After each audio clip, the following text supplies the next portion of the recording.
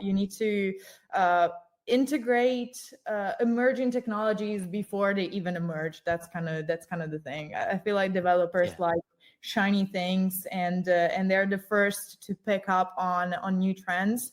And obviously, when building for developers, you really need to have that kind of mentality.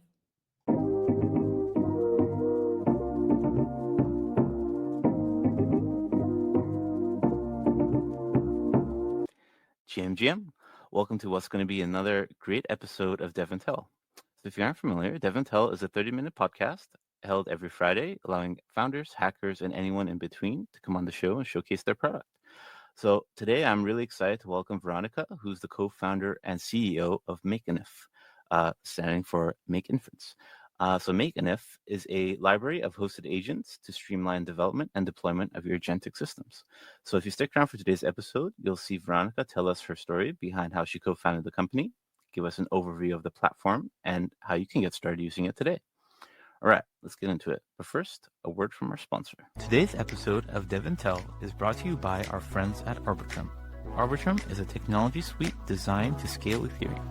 You can use Arbitrum chains to do all the things you do on Ethereum, but your transactions will be cheaper and faster. With over 3.8 million ETH saved, 1.69 million active wallets, and over 1.7 billion total transactions, why would you want to settle for any less? Get started today by exploring Arbitrum's comprehensive docs and tutorials linked in the description below to help you get started launching your next dApp today. Now, on to today's show.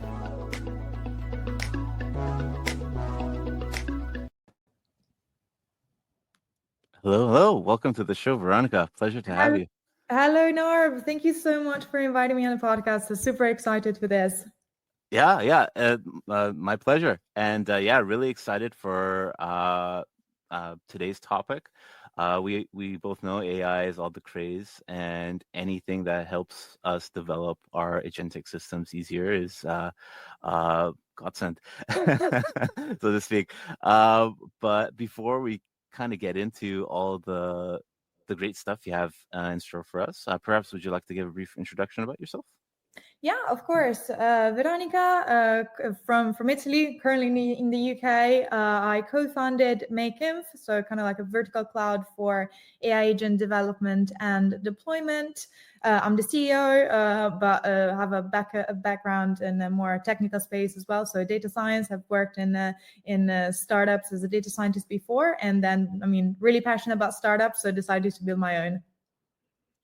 Awesome. Yeah, it's a really exciting world to live in. And I guess, how did you first get interested in technology? Like, what led you ultimately to land in the space and go into AI in particular as a data scientist? Right. So I think I was always like a nerd at core. I always liked, probably started from like a different space. I was like really good at maths or like statistics. I really loved like doing that kind of stuff. And, but somehow I got into the wrong path at uni, started studying finance, and just like did not like it at all. So I was like, okay, I need to pivot this. I need to find a way into like getting somewhere out. I mean, you still study mathematics and statistics, but I realized I really wanted to learn coding. So I started to learn coding and ended up with the dissertation in machine learning. But also I was like, okay, how do I actually make myself appealing to the coding entrepreneur out there? Not entrepreneur, but employers out there for, to hire me in this space. And then I was like really passionate about Formula One. So I wrote my first model, a machine learning model, to predict Formula One winners. And that season it did like kind of better than Sky Bet or like other betting platforms. So the article I wrote about it went like kind of semi-viral, and someone in the UK read it, and I got an interview with them and started working as a data scientist for their startup fintech company. So this is kind of how I got into the space. Dang, that's amazing. And I mean, it just again showcases the power of sharing your work. Like, you never know who's watching, who's reading, right? So it always leads and opens up opportunity. And No, I absolutely, guess, absolutely. yeah, I'd say it was a lot of luck, to be fair. But no, that's fair. definitely, I think like starting. I mean, the core of AI obviously is like STEM, like sciences and subjects. So I mean, if you start from like any space, you know, like physics or mathematics or statistic, it's very likely for you to like end up there. Or even if you don't, I think it's for everyone to pick up. 100%. I totally agree. And I suppose, as you were working in the startup, in the fintech space, was there any particular moment where you're like, oh, I kind of had enough of this. I want to start my own startup? Yeah, no, absolutely. I don't think there was like a pivotal moment. I liked working in the startups I was working at. It was more about I want to have something of my own, and so like once I kind of realized that and like putting together I wanted to do something on my own, and the millions idea I kind of had every day. I think it was more about like handpicking the one I wanted to actually develop because I had way too many.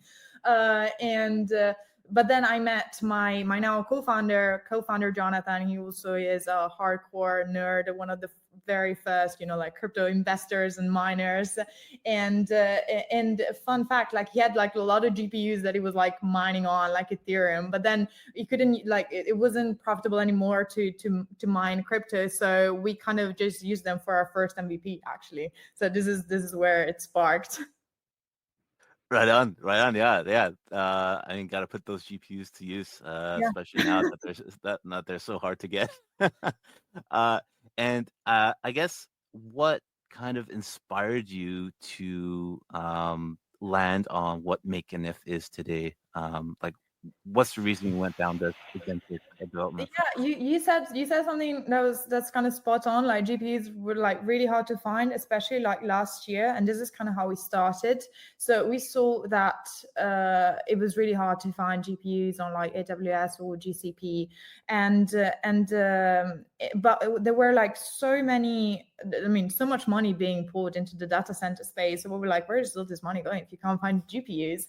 And we actually found out that a lot of like small independent data centers that really kind of no one knows about and do not have all the the software stack on top, we're really running at like maybe 60-70% capacity. And that's bad, obviously, from like a cost perspective, but also like ESG metrics. And even within the allocated capacity, maybe only 20% was being utilized. So we're like, okay, let's start optimizing this infrastructure. And so we built like a pool of GPUs, like kind of going standardizing different accesses and protocols across small independent data centers, and make this like kind of Airbnb of GPUs. So when you have them available, you can make them available for other people to use on demand. But the end goal, the idea was always to like simplify AI workloads. So initially we started like kind of last year I mean, obviously generative models have been around for some time, and it was the time to really make inference of these models, and because people were like utilizing them a lot. But when you make inference of a model, you never really know what to expect from the usage of the users. So you might have a peak of like thousands of users and then like down to the tens. And so having an infrastructure that is really capable of following along with that is like kind of difficult to set up. So, and also from a software engineer, having to deal with all those infrastructure decisions is probably something that you'd not, I mean, I'm not particularly passionate of like handling. So we're like, okay, let's create a platform that is able to abstract all those infrastructure decisions and make inference of AI models just really seamless, one click. But when we started, fortunately, a lot of other companies and startups gained momentum like really, really quickly, like got access to funds very, very fast. And then we were like, okay, I don't think there's too many people doing this. I think there's still a lot of space, but we're like, okay, let's try to differentiate ourselves in some way and kind of be back on top of this wave rather than following them. And we're like, okay, what do we have to make inference of? What's the next thing in AI that we can like streamline the deployment of? And they were like, well, AI agents were kind of really gaining momentum. And they were like, okay, and I don't even think the AI agent boom has like really even boomed yet. Obviously, models have been around for some time, agents much less. So we're like, I think we've got like some more runway to prepare for like people using massively AI agents. So we're like, okay, let's reposition ourselves as a platform to kind of vertical cloud rather than focusing on AI models, focusing on one-click deploy of AI agents. But because again we're still in the phase of like building these AI agents, we do not want to give you just the one easy click deploy. We want to also help you build these AI agents. And because AI agents, the way they're built, obviously they sit on top of LLMs, and then they are equipped with different tools, functions that developers often need to write from scratch, or like take from GitHub repositories, but they still need to sift through like hundreds of lines of code before finding what they need and figure out how to integrate it.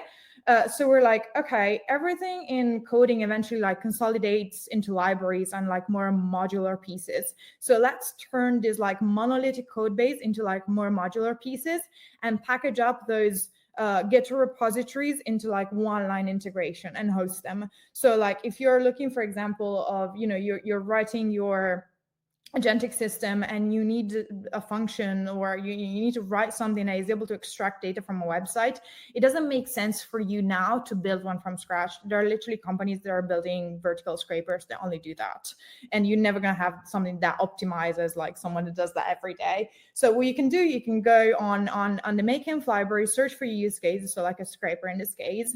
You can obviously look at the code and modify if needed, which I think for developers is like super important, having something open source that you can still inspect all the code, but you don't need to worry about, okay, what kind of piece do I need to import and copy and integrate and then host. Then all that code is like packaged up into like an SDK, SSC, API, etc. And then you can like import it into your code base. So like, for example, from Mkinf, import the tools that you need, and they're already hosted. So when you run your code, you don't really need to take care of deployment, as every agent and tool is again hosted as a sandbox will spin up. So it's like dedicated and secure environment for each agent and user. So we go from like giving you those like building blocks, kind of like Lego pieces, so you can build your AI agent faster and in a more modular way, kind of like plug and play. Okay, maybe that tool is not the right one for me. I don't need to restart everything from scratch and throw everything away. I can just like pick a different tool. So this is kind of the idea. And then obviously, once you built it, we want to support you with the deployment as well, and don't have to, worry about those infrastructure decisions. And I think it's kind of, I'm not gonna say it's like trendy at the moment, but like these like very vertical clouds like Vercel for apps, or Together AI again for models, like having these like vertical clouds that allow you to deploy that one thing, and it's like you don't need to worry about anything else. I think it's kind of what we are seeing right now in the space. Yeah, and like myself, I found myself sticking with Vercel for a lot of my side projects just because it's so easy, right? It's like not Vercel isn't a sponsor of the show, not talking about it, Just mentioning but yeah, just mentioning that one-click magic, right? Of like, oh, I built the thing, bang, now it's like deployed and hosted and available to the world. It's like it's a very powerful construct. Yeah, exactly. And then we kind of like think of Vercel for AI agents, so that's kind of the direction towards we're going. Yeah, beautiful. Love it. Describe the company in 5 or less words. There you go. And so just to review, it seems like the core components of Mkinf are this cluster of GPUs that you have to host the models that power the inference.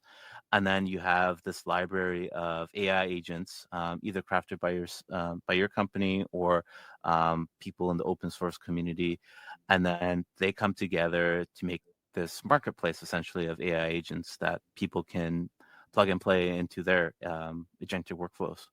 Yeah, precisely. Exactly. You explained it maybe better than I did. Of course, yes. Well, I mean, got to do a TLDR eventually, right? So,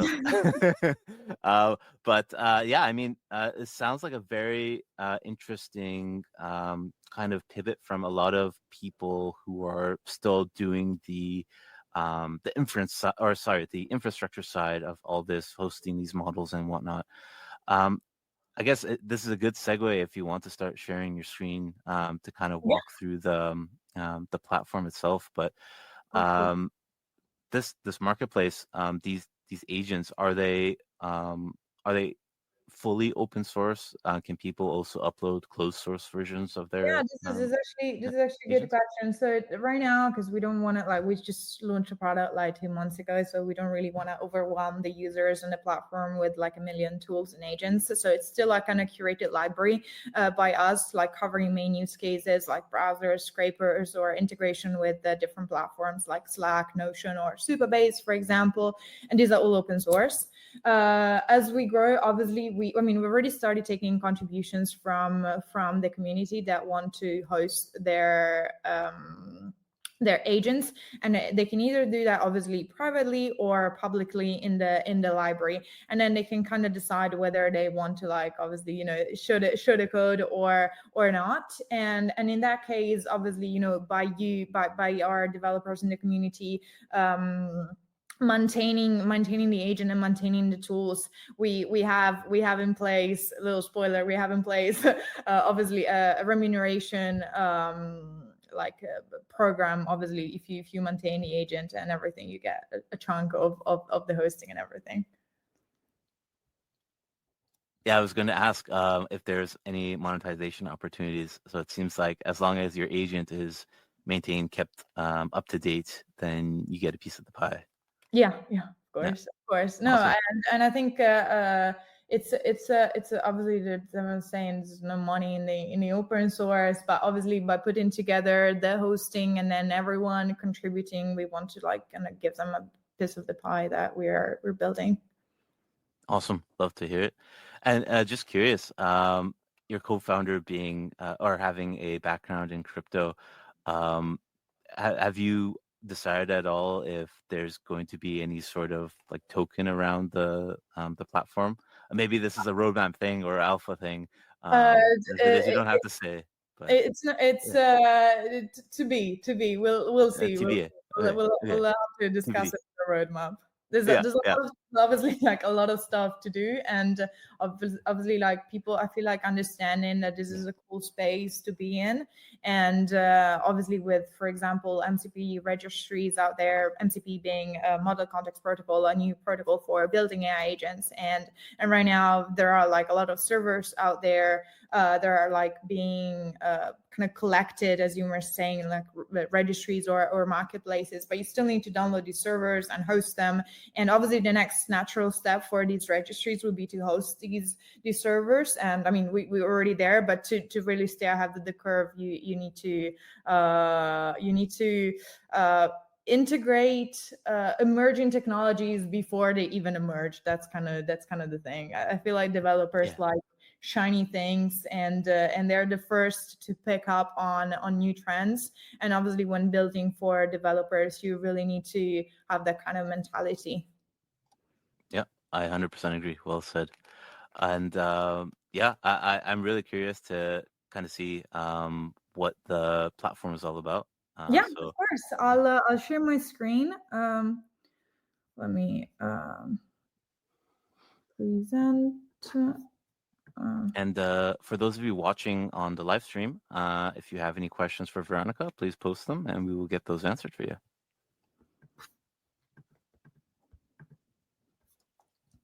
All right. I hope you can see my screen. As I mentioned, we launched 2 months ago, so this is going to be looking way nicer soon in the future. As I mentioned, I mean, once you sign up, you're going to be prompted to create your profile and create your API key to actually utilize our platform. As I was saying before, we've integrated and hosted different agents and tools ranging from browser scrapers or various platform integrations. The way each repository is structured, I'll just show you one, is like kind of very similar to GitHub. I mean, building for developers, we kind of want to build something for them that they're already familiar with. You can inspect the code and the files in here, and you also have a link to the GitHub page here. And you got the README here, and obviously the main let's say there are contribution, despite, I don't want to minimize it, but it's just kind of this like purple box that package up the code, either that being a GitHub repository or an MCP, and you can, I'm going to probably zoom in a little bit, and you can like integrate it with a Python SDK, SSE, or HTTP request. You also got, I mean, for this particular agent, you only got one action that you can perform, but for others, you can see the actions that you can perform more in detail with the input and the output. Now, once you've selected the tool that you want to be utilizing, that this one, for example, is able to extract like schemas and content from GitHub. So I'm going to be using this. And I'm going to be copying this into my code base. This is like a super simple graph. I hope you can still see my screen. This is like a super simple graph with an OpenAI model underneath here and a very, very basic logic. So a few edge nodes here and there. And you can, so what I'm doing here, I'm like importing from our library the tools that I'm needing. So if in this particular case, only just Git ingest one, I can potentially list multiple ones here. Now, once I wrote the graph and the logic that I want here, we just built a super basic Streamlit UI on top, so that I can just like see the tools that I'm utilizing, and I can just chat with it. So for example, I can ask it, get me the README of this repo, Mkinf io.github. And obviously, depending on, well, first my internet connection and the task that you've asked it, it's going to take like different amount of time. What takes like when I run the code, it took like less than a second to spin up a sandbox. Actually, here it gave me the response. Spin up a sandbox. So this is not running locally on my machine. It's already like running in the cloud.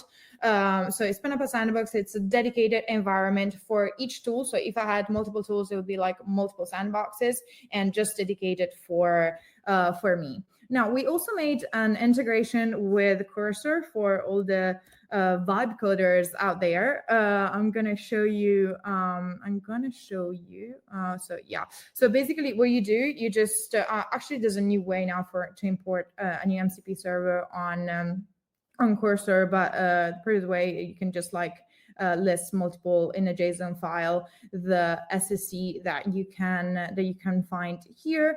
Now I have a few available ones. I'm gonna spin them up. I'm actually probably gonna be using only a couple of these anyway, and I need to wait for it to spin up, and I can just chat with it. So for example, I can ask it. Use Playwright, which is actually a new tool, Playwright. Okay. To go to Mkinf.io and, for example, get all the blog posts, I don't know, in a JSON format.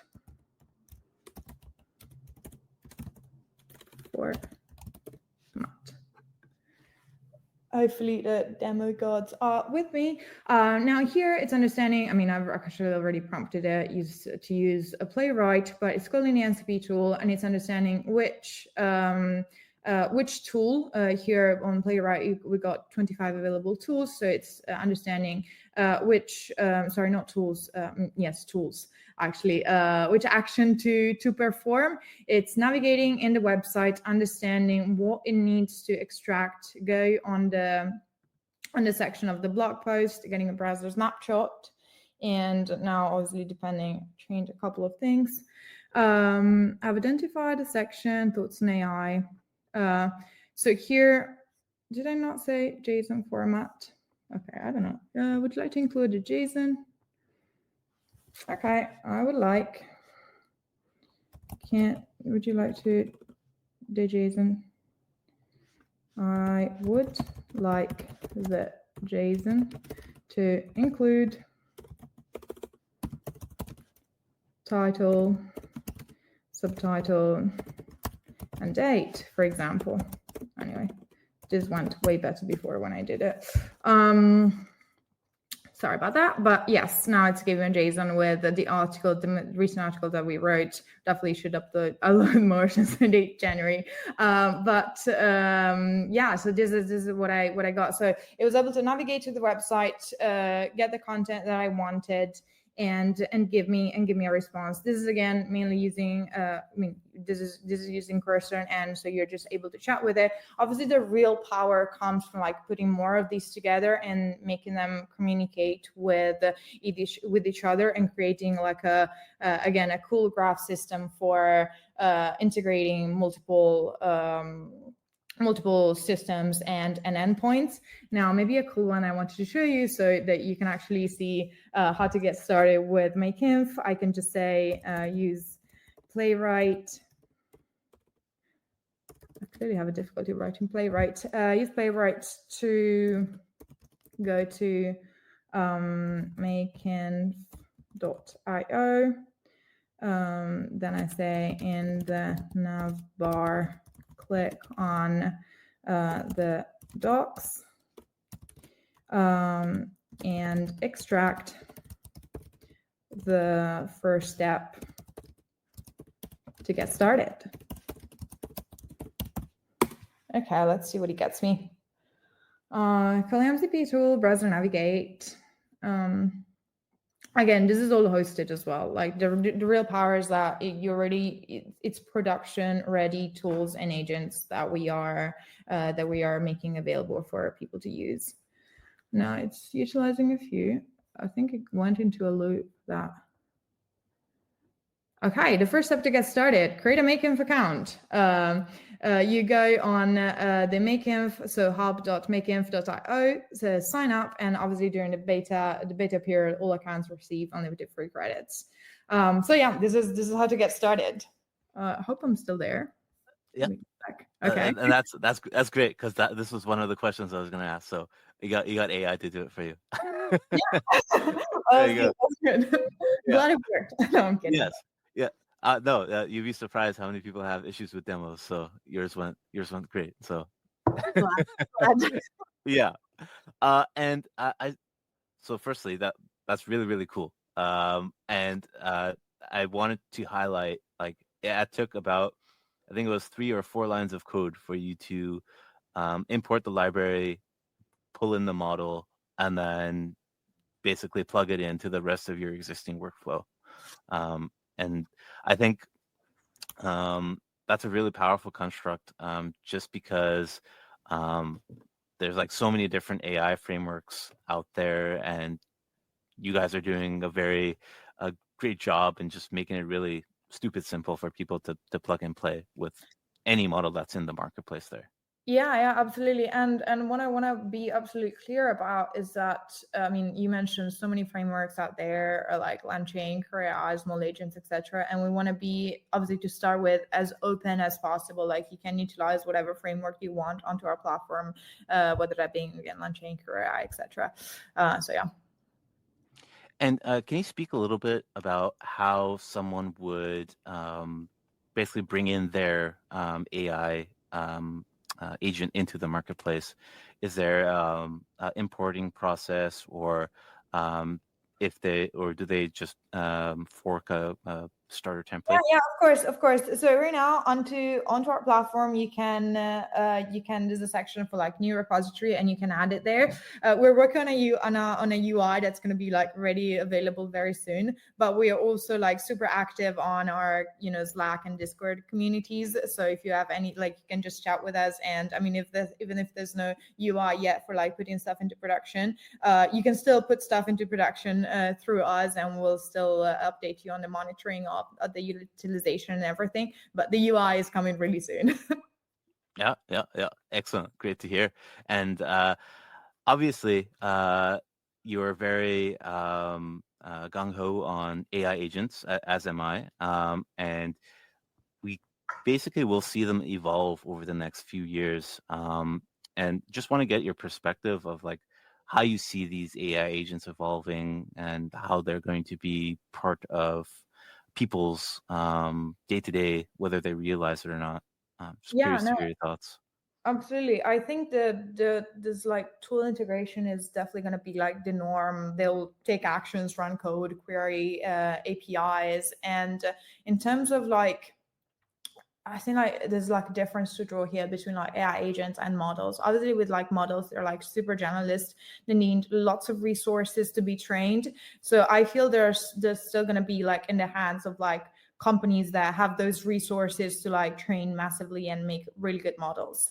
But because all the data in the world doesn't fit into a single LLM, and also, I mean, that data is like proprietary, they do not have access to it. What AI agents will enable is like this data like kind of like empowered with AI. So what I'm imagining, I mean, for certain AI agents like browser scrapers, obviously probably be condensed into like a few powerful and really good players. But when it comes to agents that are like, let's say, experts or like have access to specific data into like the medical field, the law, finance, etc., and are owned by big enterprises, what I'm expecting is like a domain specific agent, so like a verticalization of all these agents, and will be where we'll get access to this data. I mean, we're probably not going to see the data, but still we'll get access and we'll be able to chat with them. So this is kind of where I see the AI agent market going, and I don't think absolutely we are there yet, because like these enterprises right now, they're just like incorporating LLMs right now, and they're just understanding how powerful these can be, and maybe in a few, I'm hoping months, but I don't know if it's going to be months, they'll start using AI agents as well. Yeah, I would be surprised if they didn't. I mean, like if you can spin up an AI agent to do the mundane tasks that would take up like an hour or two of your time, like why not? You can use that hour or two to do more productive work. But yeah, I mean, I share the same viewpoints, and I think yeah, AI agents are going to be a staple, whether people realize it or not. And just curious, is there anything you can share around the Mkinf's roadmap? I know you said UI improvements and whatnot, but anything further you can share? Yeah, Is of helpful? course. I mean, we're still a small team, so we definitely want to get more power on the team to build faster. Definitely one thing that I can say it's definitely on the roadmap is the use cases that we're going to offer onto our library, like expanding a lot more, especially with there are like certain use cases that are more difficult to integrate, like with memory tools, for example. Like we want to tackle those, or also offer, I mean, right now you kind of just saw text input and output by having different media as well. So for inputs and output, voice, video, image, etc. So that's definitely that. With MCP, despite being kind of like being validated as a protocol, I still think there's a lot of work to do around that, especially around authentication and everything. So we'll see how that evolves, and we'll obviously like keep up with that. But then also, because the end goal is the one-click deployment, really being able for you to not think about what's running underneath. That's really the end goal. Amazing. And yeah, I'm looking forward to seeing Mkinf continue to evolve. It already looks really, really great. If you're a developer looking to tinker with AI agents, give Mkinf a try. The link to their website is in the YouTube description, as well as the Spotify description if you're watching this after the fact. And with that, I just want to thank you so much, Veronica, for taking the time out of your day to come chat with us. Thank you, Narb. It was a pleasure to be here and show you guys what you're building. Get in contact if you like it, or like any feedback. Happy to chat with anyone. Yeah, I was going to actually ask you. So what's the best way for people to reach out if they want to get in contact? any really, like I'm on LinkedIn. If you want, I can give you like our Slack channel, and you can join us on our platform. We post like demos on there, so like happy to get in contact with anyone. Amazing. Yeah, we will share those links in the description. And yeah, just with that, want to wish everybody a very happy Friday, happy weekend wherever you may be, and we'll catch you back here for another great episode of DevNTell next week. All right. Thank you. Cheers. If you enjoyed this episode of DevNTell, be sure to subscribe to never miss an episode. Till the next one, cheers.